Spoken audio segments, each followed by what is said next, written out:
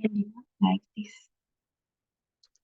So we can write it as n into n minus 1 into n minus 2 into n minus 3 all the way to 1. For example, factorial of 5 we can write as 5 into 4 into 3 into 2 into 1.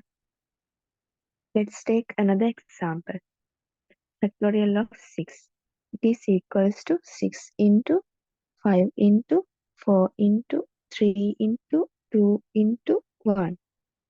So can you see 5 into 4 into 3 into 2 into 1 is equals to factorial of 5, right? So we can write factorial of 6 as 6 into factorial of 5. Then let's say we want to evaluate factorial of 7. Then we can write it as 7 into factorial of 6. Also we can write it as 7 into 6 into factorial of 5. So in general, factorial of n, we can express it as n into n minus 1 factorial, or we can express it as n into n minus 1 into n minus 2 factorial, etc. Then, now what about 2 factorial of 2 plus factorial of 3?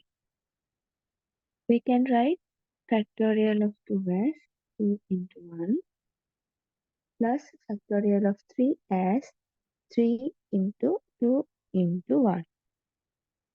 2 into 1 is 2 plus 3 into 2 is 6 into 1 is again 6. Then 6 plus 2 is 8. Okay.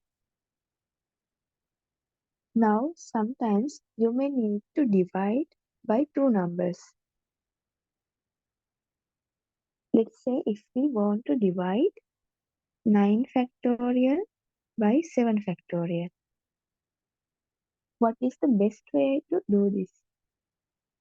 9 factorial is 9 into 8 into 7 into 6 into 5 into all the way to 1. So instead of writing 9 into 8 into 7 into 6 into 5 into all the way to 1, we can write this part 9 into 6 into 5 into 4 into 3 into 2 into 1 as factorial of 7, right? So we can write factorial of 9 as 9 into 8 into factorial of 7. Then we can easily cancel factorial of 7 to the factorial of 7. So we can take the answer as 72. Okay. Then let's take factorial of 3 into factorial of 4. Factorial of 3, we can write it as 3 into 2 into 1. And factorial of 4, we can write as 4 into 3 into 2 into 1. This part is 6.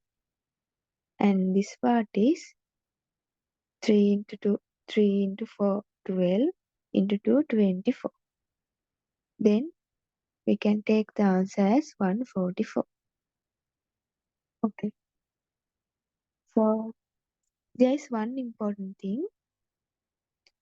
What is the factorial of 0? You should remember that factorial of 0 is equals to 1.